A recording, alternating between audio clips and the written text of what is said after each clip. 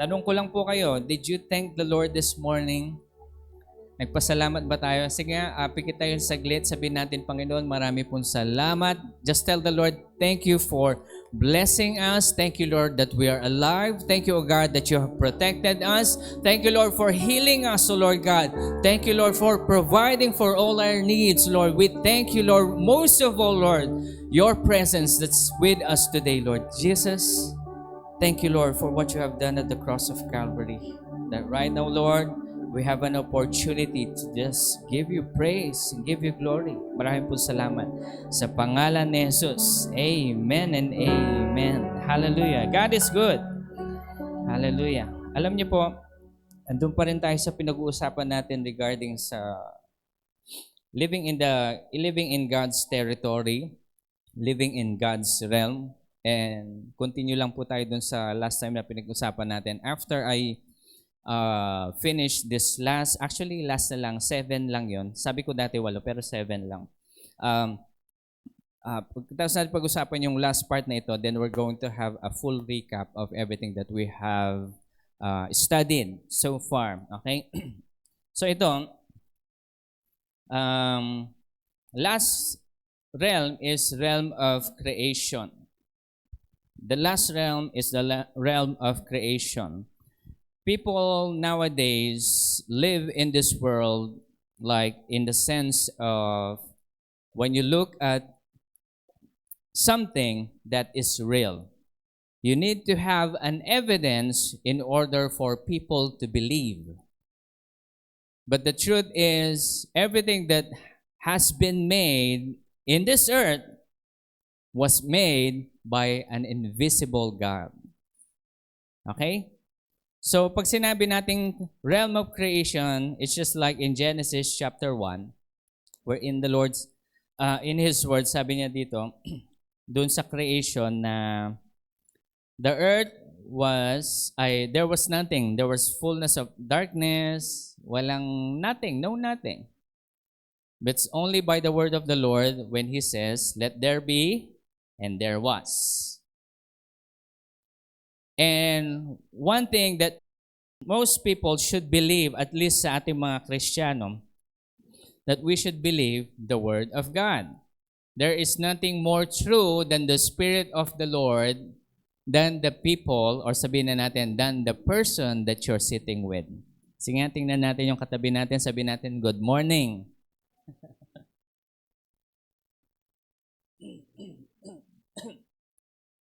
Magandang umaga. Because we see each other, therefore, meron tayong evidence na andyan siya. Andyan sila. Pero ito yung paniniwala ng mundo. Pero ang sinasabi ng Panginoon sa atin, in His Word, that everything that you see, the trees, the sky, the stars, the moon, and the sun, the earth, and everything that dwells within it, everything has been made by an invisible God. And when we talk about the realm of creation, we're talking about God can do something into situations, into nothingness in your life and create something in it. It's a good time to say amen. Nagigets niyo ba ako? Ibig sabihin, this is the moment kapag walang-wala kasagutan doon sa inyong pinapanalangin, this is the time to believing in the realm of creation because God can create something from nothing. Amen? We often say to the Lord, we have nothing, Lord. Ikaw lang po ang aming kasagutan sa aming panalangin. Sinong nandun na sa situation na yun? Are you praying as such? How about yung iba? Okay lang kayo? That's good. But if you wanted to grow, we pray to the Lord that, Lord, help us grow in our faith. And when we pray as such, we go into such situations na hindi natin gustong mangyari sa ating buhay. Remember, kapag may growth, merong palaging situation. You wanted to grow in your faith, you will be put in a situation wherein you will have to overcome. And when you overcame, then you will grow in your faith. Amen? Kaya sabi ng James chapter 1, count it all joy when you go into trials and tribulations. Kasi itong mga bagay na ito ang magpapalakas sa atin. Will help us grow. And dito na rin tayo sa situation ng mga problema sa buhay, din harapin na natin. Huwag na tayo magreklamo ng magreklamo. Tandaan ho natin, pag nagre-reklamo tayo palagi, makinig ha, pag reklamo ka ng reklamo, iikot at iikot ka lang kung saan ka nang galing. Tingnan yung mga Israelites. Umikot sila ng 40 years dahil reklamo ng reklamo. Moses, dinala mo ba kami dito sa desierto para mamatay? Buti pa sa Egypt, meron kaming bawang. Dito, wala. Nagre-reklamo sila, meron lang sila manna from heaven. They're looking for the spice and all of these things. But you see, they don't even thank God for the manna from heaven. Sabihin ko po sa inyo, ang hindi marunong magpasalamat, walang biyayang darating sa iyo. Kaya ang pagpapasalamat po natin nagsisimula yan sa mga bagay-bagay na natatanggap natin sa Panginoon. Amen? Naniniwala ho ba kayo doon? Okay, now buksan po natin yung Bible natin sa Hebrews chapter 11 verse 3. Hebrews chapter 11 verse 3. Let me read. Sabi niya dito, by faith we understand that the worlds, the universe, were prepared by the word of God, so that is seen was not made out of things which are visible. The things that we see today are made by things, by the person who is invisible.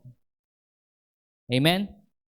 Kaya kapag ang kaisipan ng mga tao, pag hinahanap nila, nasaan ng evidence that there is a God? You can never show evidence that there is God. Alam niyo kung bakit? You cannot, parang ganito yan. God is outside time, space, and matter. God created time, space, and matter. Parang ang isang, sabi na lang natin, ang isang computer, halimbawa yung gumawa ng tablet na ito, yung nag-create nito, wala siya sa loob at pinapalitan yung mga numbers sa loob o kaya pinapalitan niya yung mga apps or ano man, no? Yung creator ng tablet na ito is outside the tablet itself. Nai-gets nyo? So if God created the time, space, and matter, He should be outside the time, space, and matter. Ano yung time? Yung oras natin. Ano yung space? Ano yung matter? Nag-aral tayo ulit, no? So, kung pag-aaralan natin mabuti, ito talaga yung gusto ng Panginoon sa atin, maintindihan natin ang kabuuan ng kanyang paggagawa.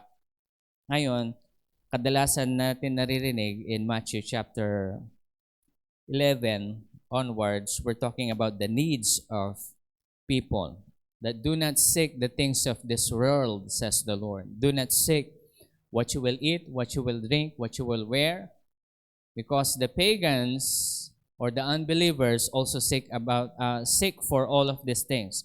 But the Lord says, seek first the kingdom of God.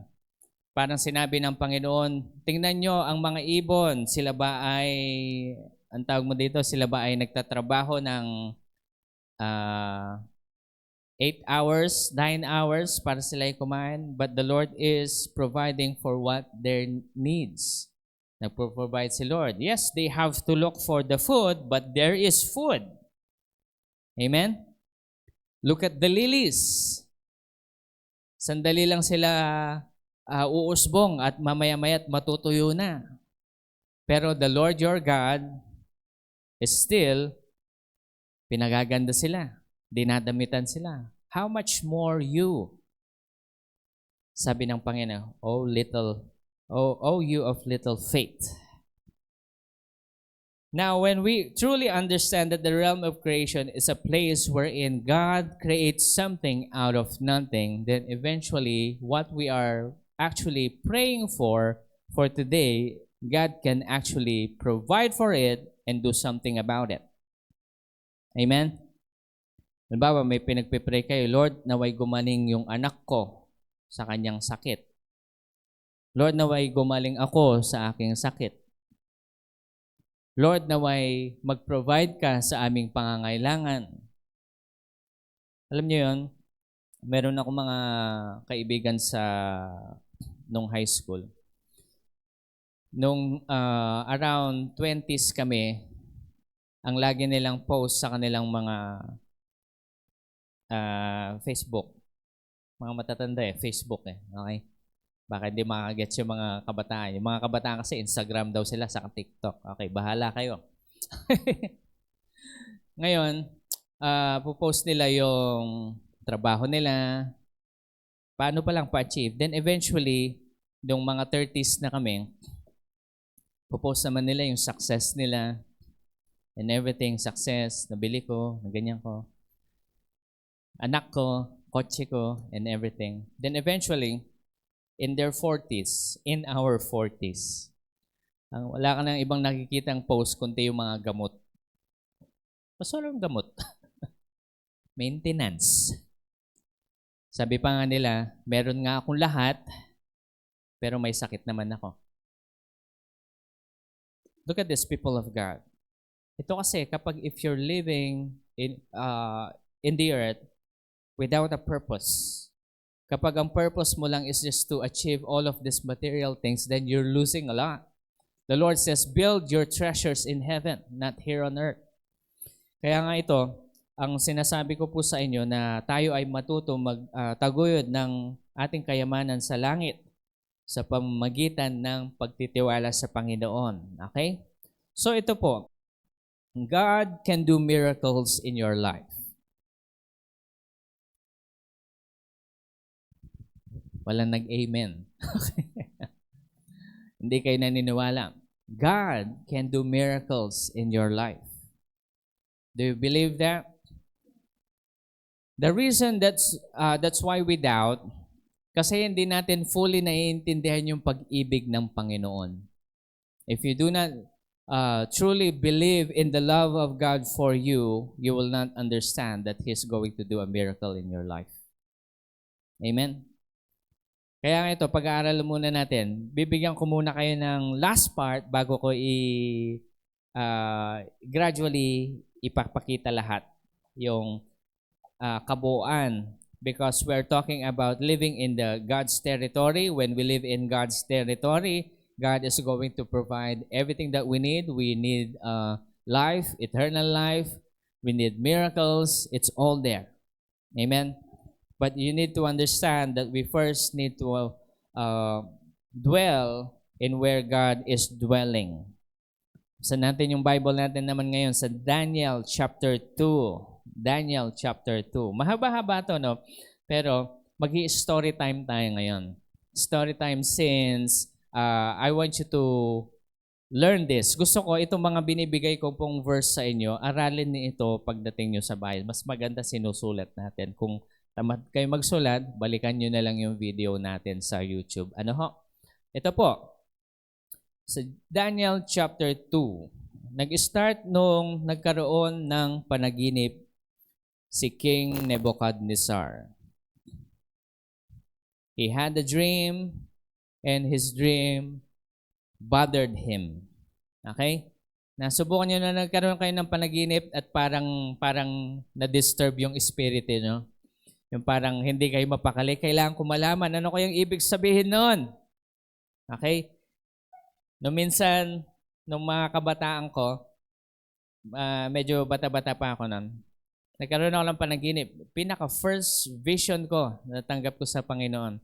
In a vision, I've seen an animal, pero yung animal transparent. Tapos madami siyang kamay. Hindi naman pangit.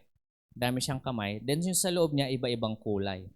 Tapos yung mga kamay niya, parang nalito ko. Pero as I've dreamt about that, na-disturb yung spirit ko. Sabi ko, ano kaya yun? Kaya nga pinagtatanong ko yung mga matatanda, katulad ni Pastor Jan. Sabi ni Pastor Jan, sige, wait ka lang. Sabi niya, pag-pray ko, tatanungin ko sa Lord kung ano yan. Then eventually, God revealed it to me. Ano yun, Pastor? Secret. Okay? Hindi ko sasabihin sa inyo. Sa akin binigay ni Lord eh. You know, God speaks to us in different ways. Now, God speaks to King Nebuchadnezzar. At sabi ni King Nebuchadnezzar, I had a dream. Tawagin mo yung mga wise men, magicians, Chaldeans of the entire Babylon. Pumunta sila dito. Tapos sinabi niyang ganyan, sabihin niyo sa akin yung panaginip ko at yung interpretation ng panaginip ko.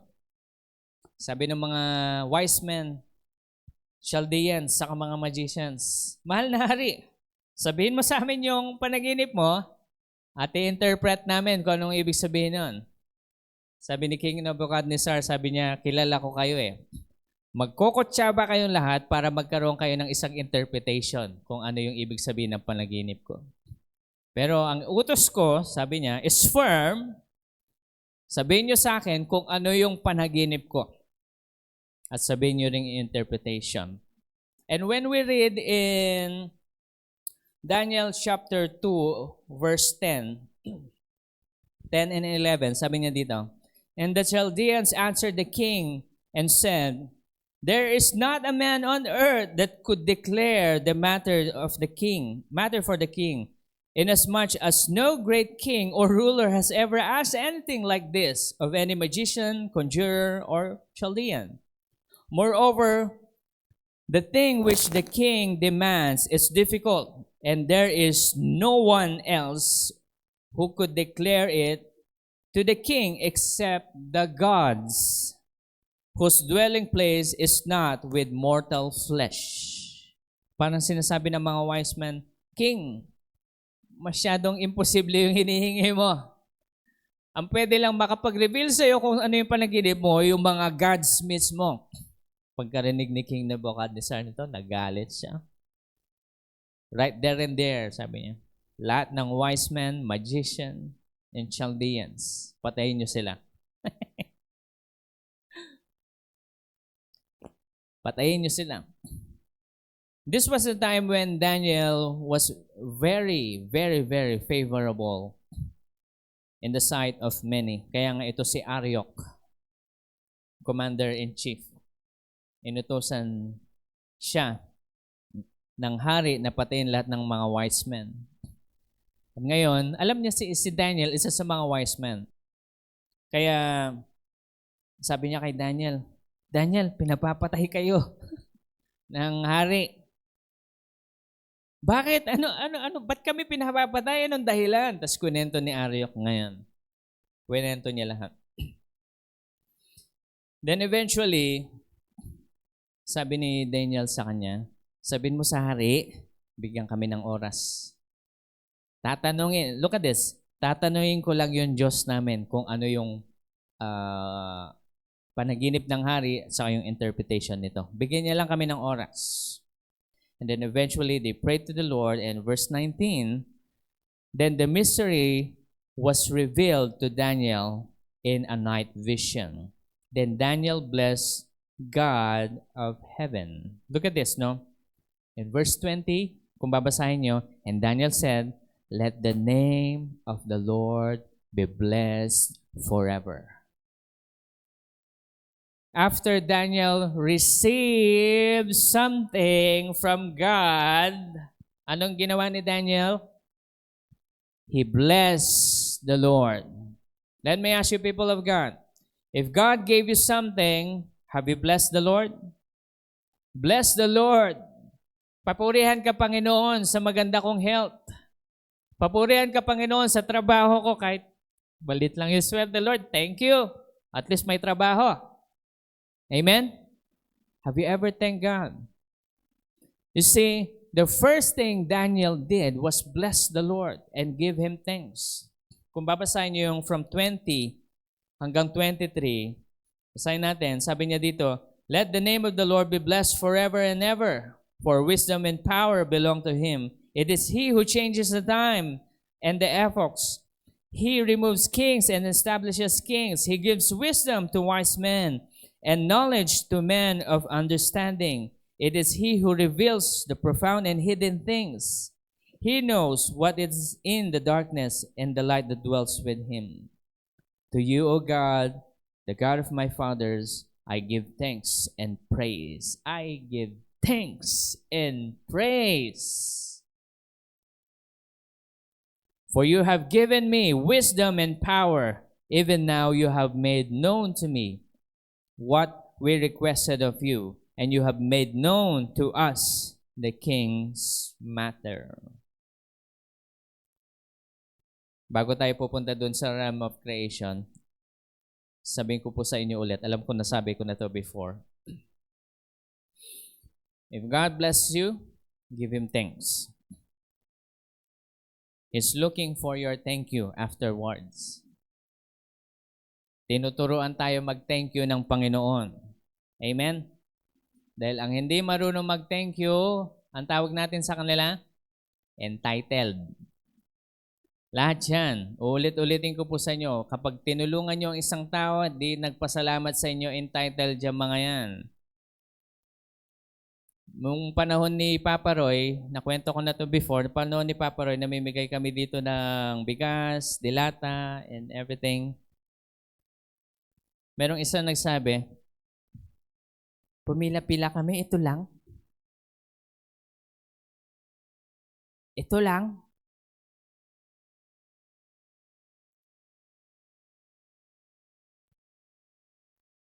Parang sinabi nila, sa dami niyong pera, ito lang yung kaya niyong bigay?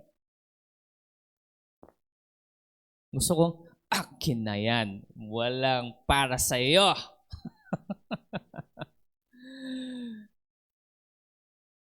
Entitled. Okay? Sino ang tumutulong sa inyo?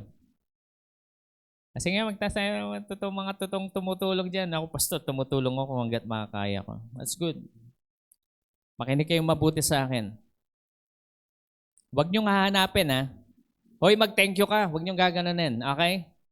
Pag binigyan niyo at hindi nag-thank you, huwag niyo nang bigyan ulit. Pwede ba ako makarinig ng amen? Tama ito. Dahil yung mga 10 lepers, pinagaling ng Panginoong Jesus, yung isa bumalik, yung 9, hindi bumalik. Kaya sabi ni Jesus, nasaan yung mga kasama mo? Ba't ikaw lang yung nagte-thank you? Ewan ko sa kanila. Lord, ako dito ako, thank you ako. Alam niyo yun? God is looking for that thanks. That's why when God blesses you, learn how to thank God. This is a part of the laws and ordinances of God. If you, as a citizen of heaven, know how to thank Him, you are just moving in accordance to the laws of the Lord. And when you move in accordance to the law of the Lord, then He creates miracles for you. Madaming example yan. Parang bago mabuhay si Lazarus, ano yung sinabi ni Jesus? Panginoon, Ama, sabi niya, maraming salamat dahil alam ko pinakikinggan mo ako. Nagpasalamat muna siya, tama? Tapos bago niya tinawag si Lazarus, Lazarus, come out. Before miracle happens. The feeding of the 5,000. Sabi ng Panginoon, ano yung meron kayo dyan? 2 fish, 5 loaves. Sige, bigyan nyo dito. Anong ginawa ni Jesus? Lord, thank you. Then miracles happen. Now, I want you to think about the miracles that you have been asking for the Lord today. Meron kayong miracle na inaas. Amen? Nag-thank you na kayo kay Lord. Paano kami magti-thank you? Pastor, kulang nga ito eh. Walang mangyayari sa inyo pag ganyan ugali nyo. Masakit man pakinggan, pero ganun yung ugali ng mga Israelita sa desierto. Mana na naman. Maalala ko yung mga pinapakain ni Mama Dang na Humphrey Boys doon. Itlog na naman. Samantala, gusto kong hambalusin yung mga yun. Alam niyo kung bakit? Masama na kung masama. Alam niyo kung bakit? Nanay ko, pinagluluto kayo. Kami pumapasok kami ng gutom. Hindi ko naman sinasabi na pinabayaan kami nila mama. No? Sinasabi ko lang dito, nung high school ako noon eh. Alala ko eh. High school ako noon. Ang tagaluto namin si Mami, lola ko. Siya yung tagaluto ng aming almusal. Pero minsan kasi maaga akong umaalis eh. No? Ang problema ko lang doon is Itlog na naman? Itlog na naman daw. Kapal ng mga mukha nito mga to, sabi ko. Pinapakain na nga kayo ng libre, hindi pa kayo marunong magpasalamat. Uwi kayo sa bahay nyo may pagkain kayo? Hindi ko naman sinabi sa kanila yon. Pero pagkatapos nun, saan sila napunta? Hindi na itlog na naman. Alam nyo kung ano? Gutom na naman. Kasi hindi ka marunong magpasalamat. We give thanks to the Lord. That's why Daniel, when he receives the revelation, he gives thanks to the Lord. Some of us are looking for promotion. Some of us are looking for breakthroughs. Some of us are looking for God's miracle. And the only way we can achieve that miracle, that answered prayer, is for us to live in this earth by exercising the eternal life that God has already given us. Ulitin ko ha. You and I should exercise the eternal life, the salvation that God has given us at the cross of Calvary. Kung babasahin natin ito, sabi dito, we become partakers of God's divine power. You and me are supposed to partake of what Jesus Christ has done at the cross of Calvary. That's why we are also suffering here at the same time. His miracles, wonders, and signs and wonders are also to happen to all of us when we share that divine nature. Okay? So paano ba, ano ba yung, di ba exile sila Daniel? Look at this. Daniel was not looking for promotion.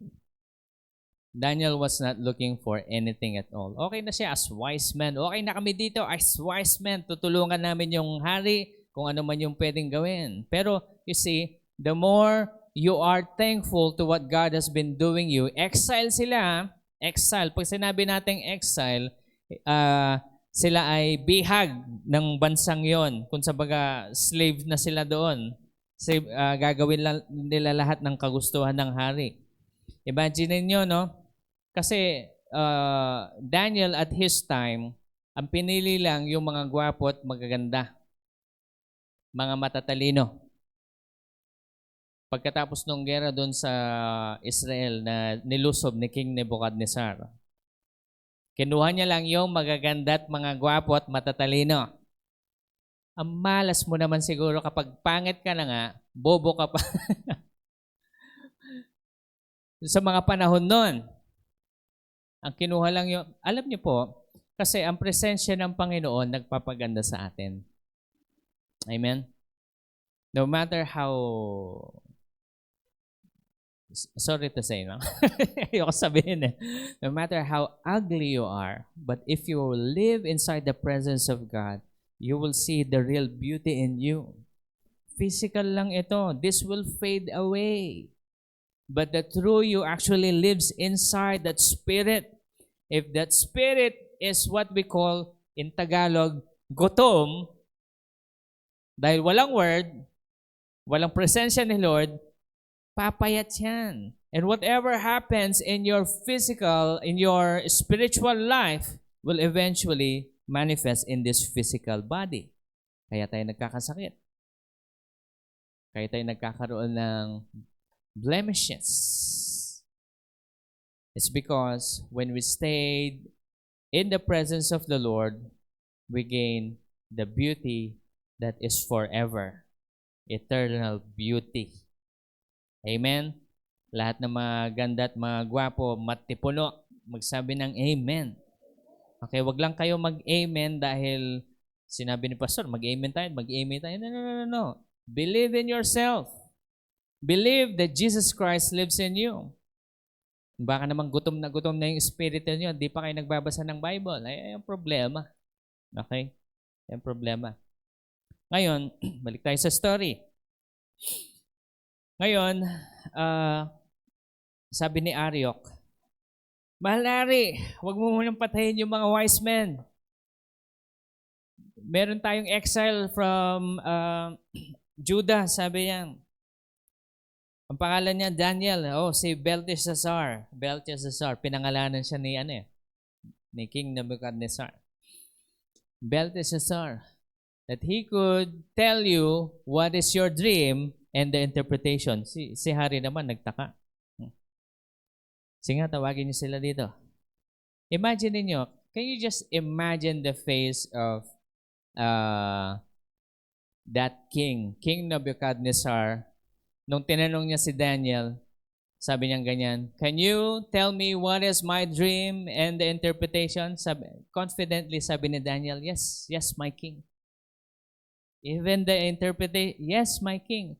You know my dream? Yes, my king. I know your dream. Alam ko yung panaginip mo.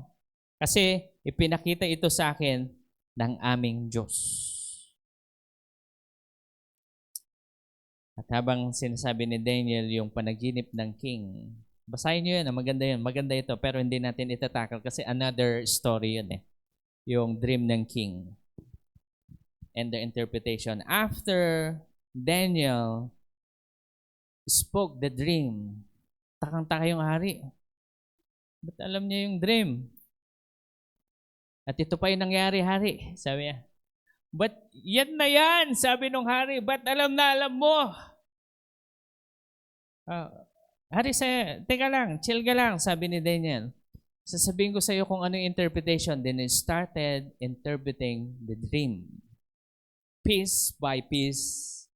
And then eventually, after all of these things, in verse 46, Daniel chapter 2, verse 46. Look at this. Then King Nebuchadnezzar fell on his face and did a homage to Daniel and gave orders to present him an offering and fragrant incense. The king answered Daniel and said, surely your God is the God of gods and the Lord of kings and the revealer of mysteries, since you have been able to reveal this mystery. Then the king promoted Daniel and gave many gifts, and he made him ruler over the whole province of Babylon and the chief prefect over the wise men of Babylon. At sabi ni Daniel, tingnan ito, ngayong na-promote na siya, promoted Hindi niya sinolo. Tingnan niyo to, look at this, look at this. Hindi sinolo ni Daniel. Ano sabi ni Daniel? My king, meron akong 3 best friends. Sabi niya, pwede ko ba silang kunin para mag-rule over to the province that you have given me? Woo! Are you seeing this, people of God? We're looking for promotion. We're trying to achieve that in our own strength, but God will not place you there until you are ready. God is going to mold us into His ways before He will be able to give us. O sabihin na natin, before He gives us what is due to all of us. Hindi yan basta-basta. Hindi natin pwedeng sabihin na, Lord, dahil pinapanalangin natin to. Sino nagpapray sa inyo na payamanin kayo ni Lord? Sino nagpipray ng ganon? O para saan? Tanong, para saan? Para relax, pastor. Ito kasing problema sa atin Itong problema sa kadalasan sa mga Kristiyano. Ang iniisip natin kapag nanalangin tayo sa Panginoon, after natin matanggap yung kasagutan, time to relax. No. Not so. If God blesses you with something, there is what we call responsibility that comes with that answered prayer. Are we getting this? Because you will not ask something from the Lord and then when you receive it, then that's it. No.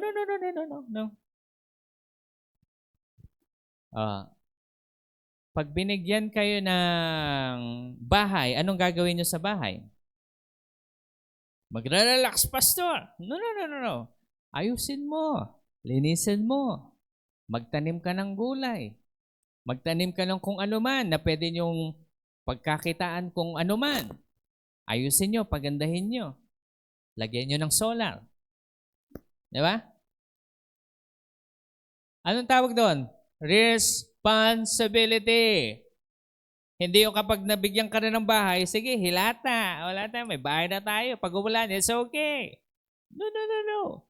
You work yourself. You work on it. Amen.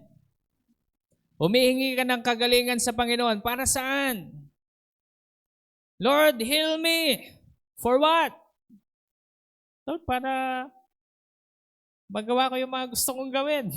No, no, no, no, no, no, no, no, no. God will heal you only if you do something for Him. Amen? Some of us are asking, Lord, bigyan mo kami ng financial breakthrough. O itong sasabihin ko sa inyo, I'm asking for that. Inihingi ko sa Panginoon, Lord, bigyan mo kami ng financial breakthrough. Sabi ng Panginoon sa akin, anak, anong gagawin mo? Paayos ko yung church, Lord. Itutuloy ko yung kalahating building ng school. Bibilihin ko yung lote dyan sa harap. Patatayuan namin ng bagong simbahan. Magpapatayo rin kami ng mga pabahay. Tutulungan yung mga mahihirap. Okay?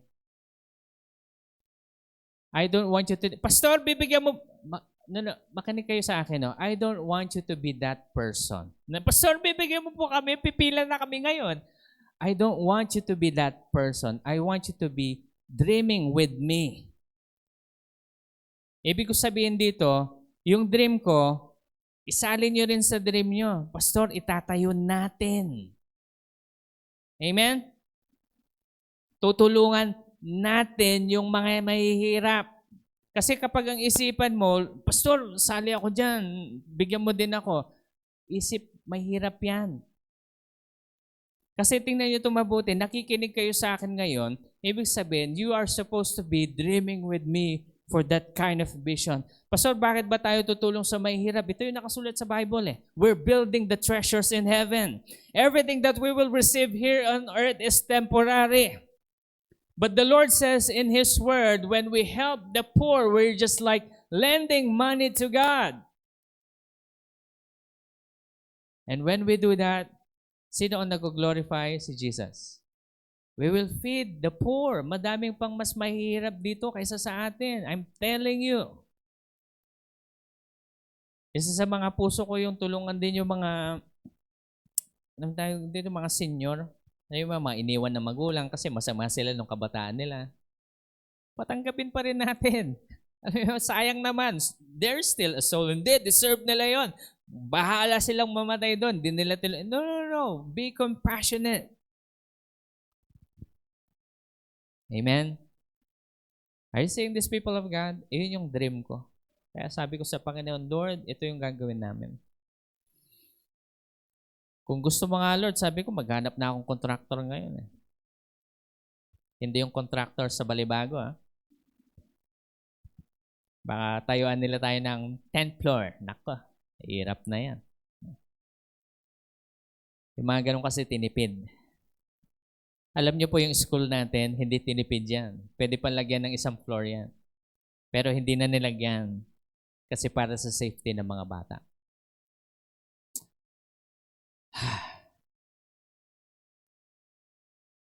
But one thing we need to understand, look at this, people of God. Nagsimula lahat yan sa John 3:16. Recap tayo ng buo. Doon sa pinag-uusapan natin ng buo in living in the realm of God.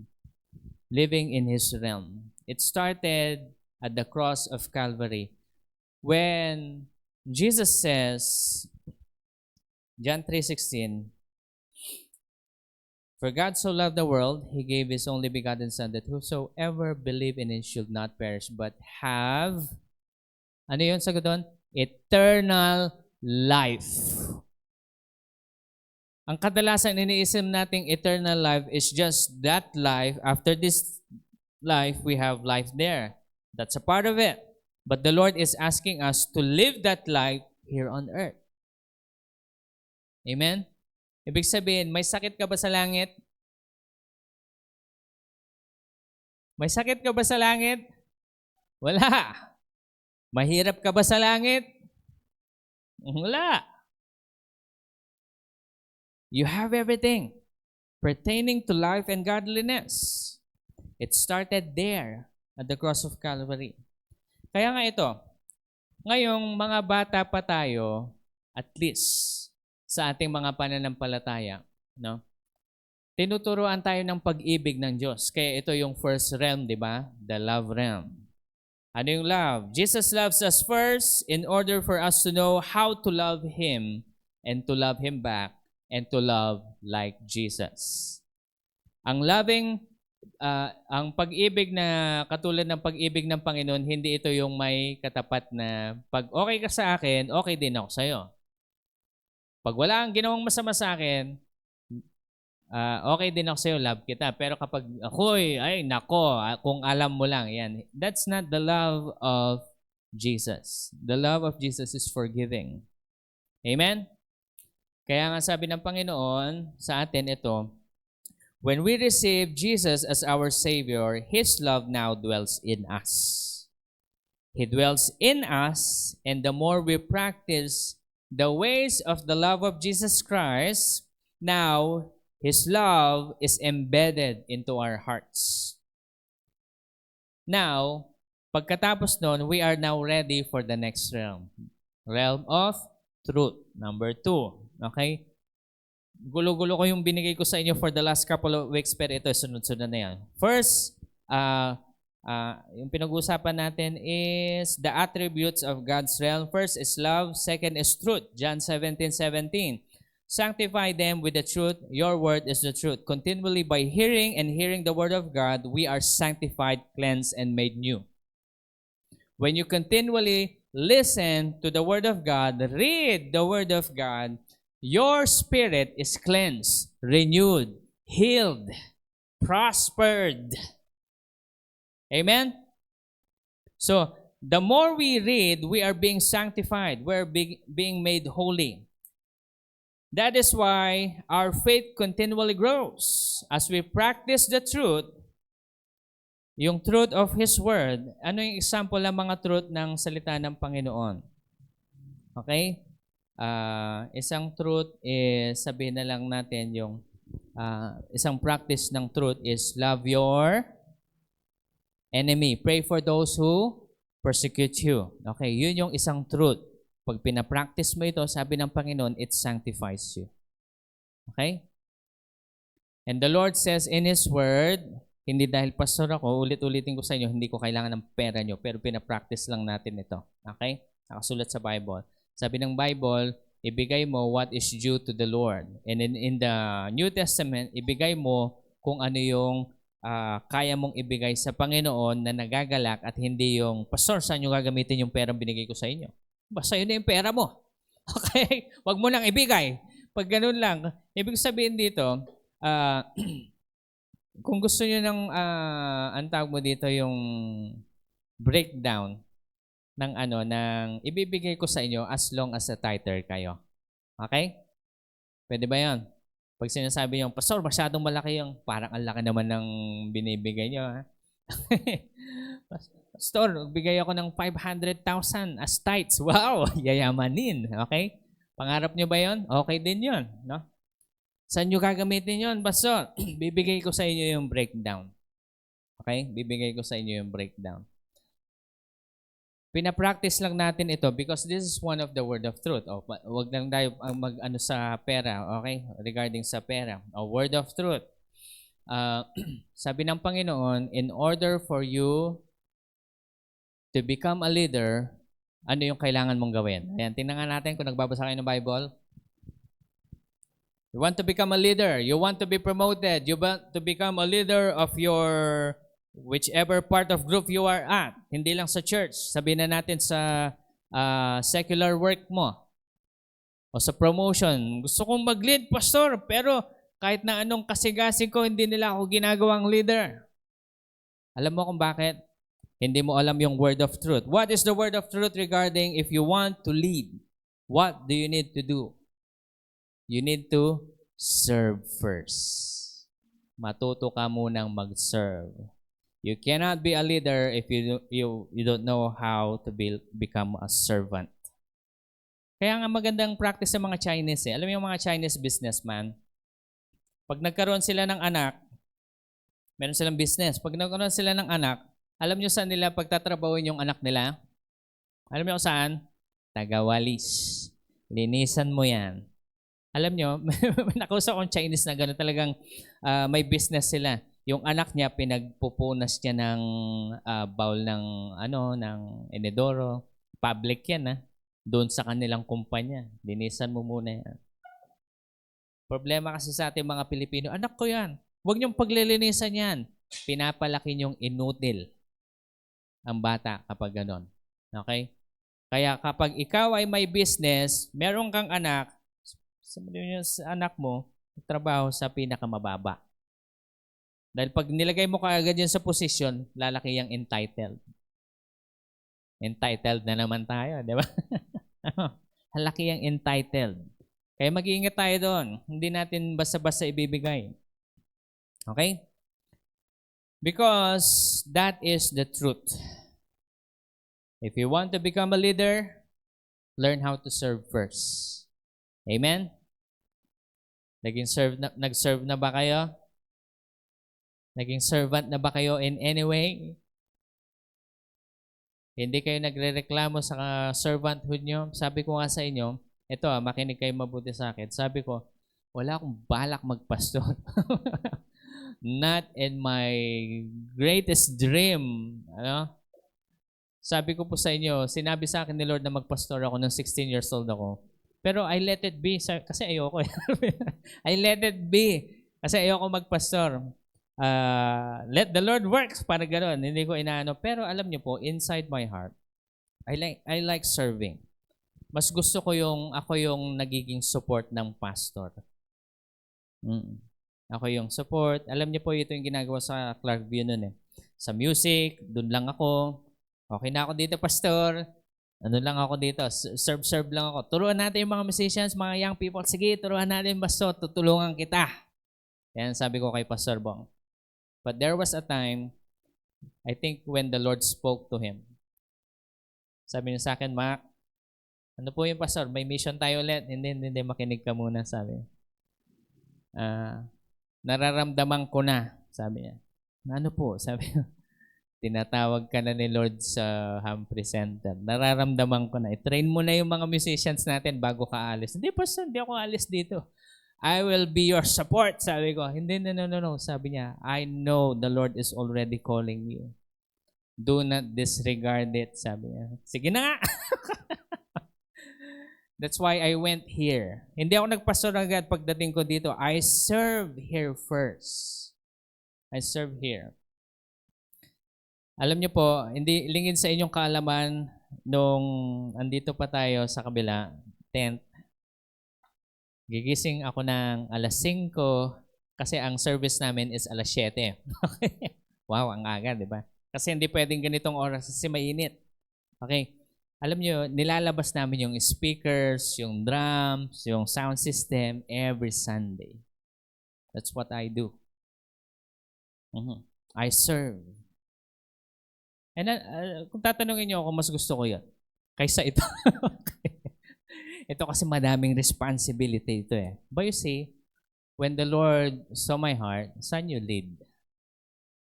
Ayoko nga mag-lead Nung naging pastor ako, sana okay na Okay na Lord, papastor ako ng maliit na church. Ayos na. Kinausap naman ako nito ni Pastor Jan sa kanila Mama Dang. Walang magpe-presidente ng school, ikaw na lang. Ayoko, ba't ako? Sila ate, sila na lang. Ate ko yung mga yan, dapat silang mahawak.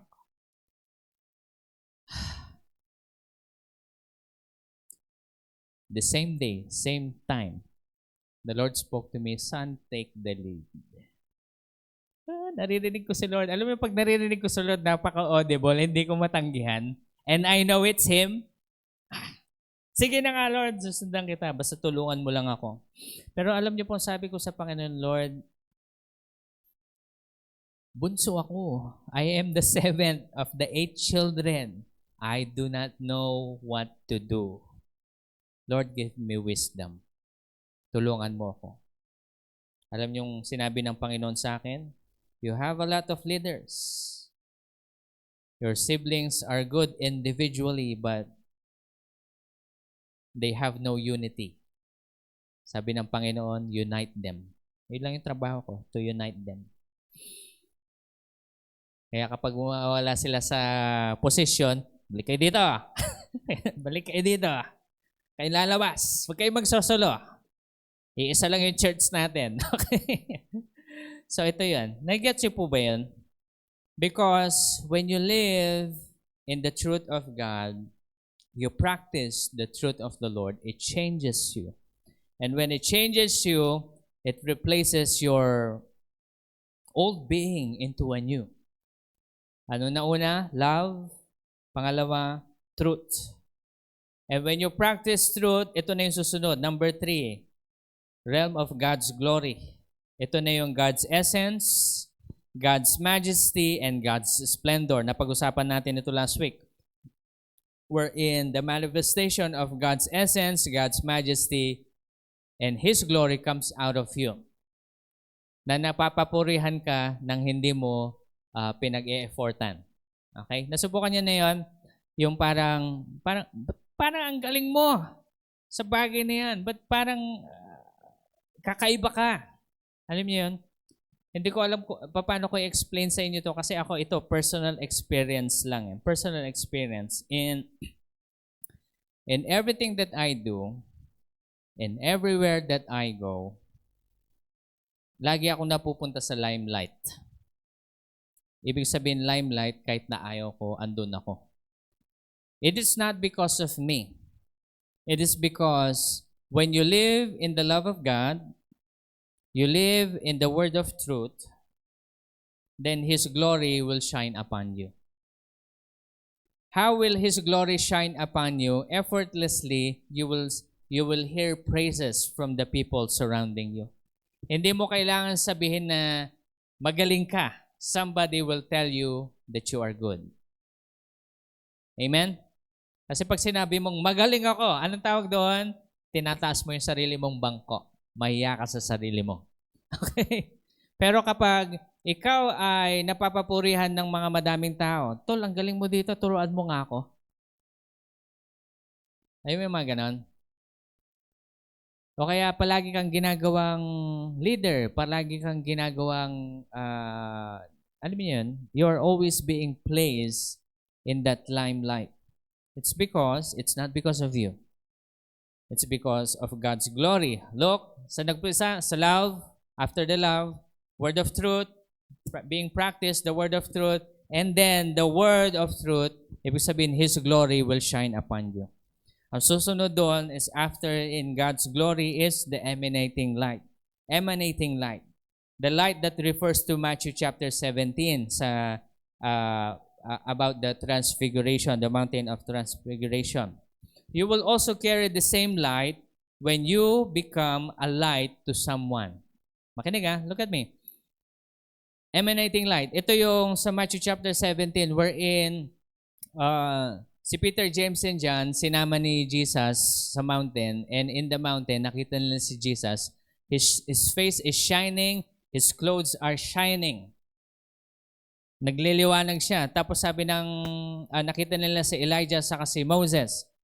Sabi nilang dalawa na, Lord, ilang tent ang gagawin namin para din sa mga kasama at para sa iyo. At habang sinasabi nila ito, they heard the voice of God, "This is my son, listen to him."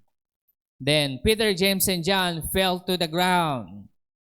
Fear and trembling. Sabi ni Jesus sa kanya, huwag kayong matakot, tayo kayo. Sabi. Tapos nawala na si Elijah sa si Moses. Tapos nawala na yung light ni Jesus. I'm telling you this, no? If you're living for God's glory, that same light is actually inside us. Okay? That same light. But you see, yung light na yon will only become evident if you become a light to somebody else. Tanungin niyo sarili niyo, nagliwanag na ba kayo sa ibang tao? Anong ibig mo sabihin, Pastor?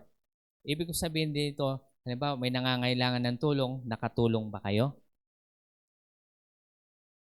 Did you took that opportunity to help o in-ignore nyo lang?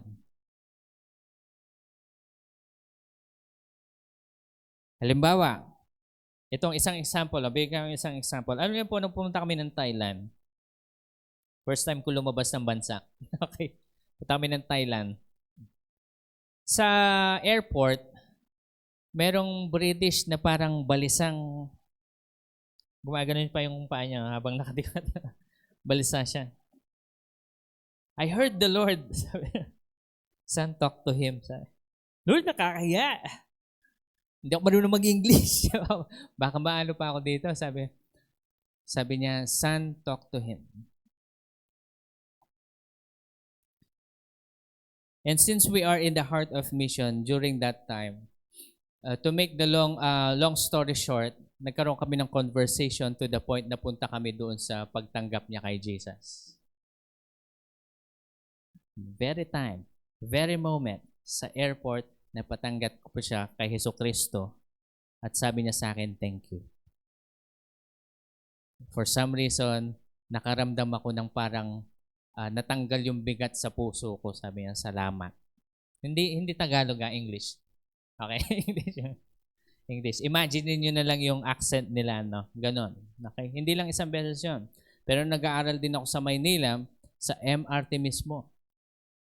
Yun naman, nakita niyo yung ID ko. Kasi nakalimutan ko yung ID ko, nandun pa. Nag-aaral ka sa seminary, sabi niya ganyan. Mga ano yung mga seminary yan eh. Yung kapatid ko, nirape ng mga pari doon sa kasi seminary, kada nila, papari ako. Ay, hindi po, sabi ko, ano yan, born again po yan. Ganun ba yan? Tapos, puro siya reklamo. Then, I heard the Lord spoke to me, son, he's just broken. Okay, Lord, ano ba yung pwede kong gawin, Panginoon? He needs the lights. Nakalimutan ko na yung conversation namin, pero it ends up, yung conversation namin habang nasa MRT kami, is about him opening to the Lord. Kasi itong mga to, sarado talaga eh. Kasi what they have experienced. Pero I planted a seed. Hindi ko siya napatanggap, but I was able to plant a seed. Look at these people of God. You need to become a light to somebody else in order for you to carry the light that Jesus carried at the mountain of transfiguration. Amen? Nagliwanag na ba kayo sa ibang tao? Hindi lang yan sa pagtanggap o sa pagtulong o sa pag-encourage or anything else. Kundi being a part of God's calling. Ito yung commission na sinasabi ng Panginoon na gagawin natin. Okay? Emanating light. Now, next is the realm of dominion.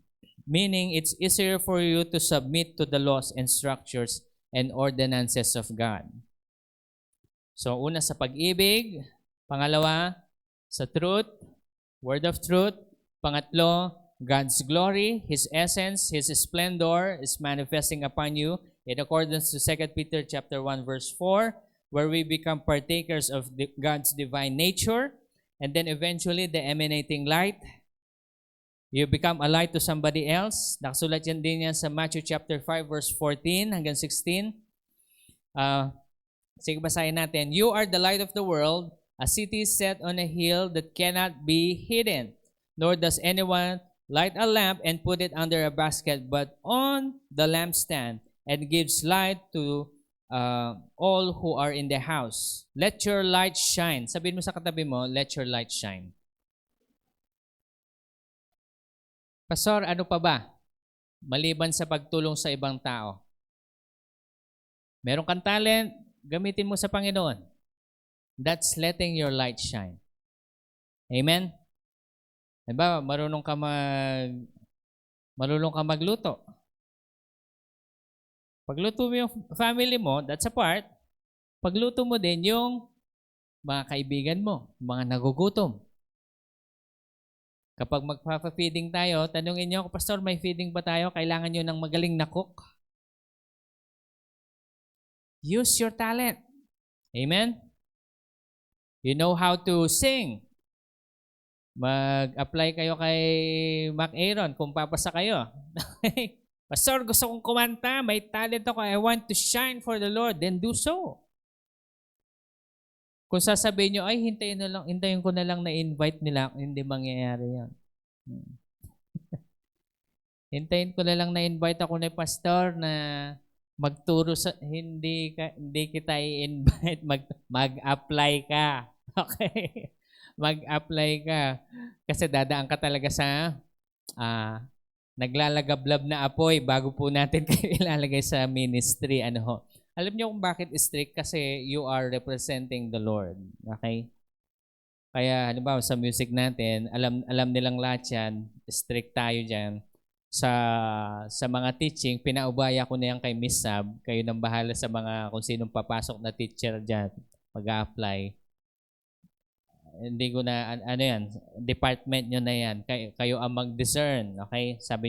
Sabi naman nila sa akin, sige pastor. Ano yan, stricto tayo diyan. Kasi we want somebody who has the heart of the Lord. Okay? Let your light shine. Pastor, kung mahirap naman papasok, paano namin let our light shine? Okay? You know what, people of God, sabi nung isa sa mga mentor teacher ko sa seminary, na kay Jesus na siya, okay? Napatay na siya. Sabi niya sa akin, Al, sabi niya, ang ganda ng boses mo pero masyado kang mahihain. Sing this note, sabi nga. Ding, ding, ding. Laksa mo ang boses mo! Nagulat ako. Tapos nung lumabas yung boses ko, ay, sir, ang ganda pala ng boses. Kailangan mo pang matakot bago lumabas yung boses mo. Sabi niya, sige, that's good. Sabi niya, use it for the glory of God. Look at this. You need to make something up. Do something para i-enhance yung light shining mo. Amen? Amen po ba? So, when you started lighting for the Lord, being a light to the world, it will be easier for you, to number 5, living in the dominion of God, to submit into His Word. Marahil alam mo yung truth, but if you do not live in submission to the truth, it will not be upon you. Okay?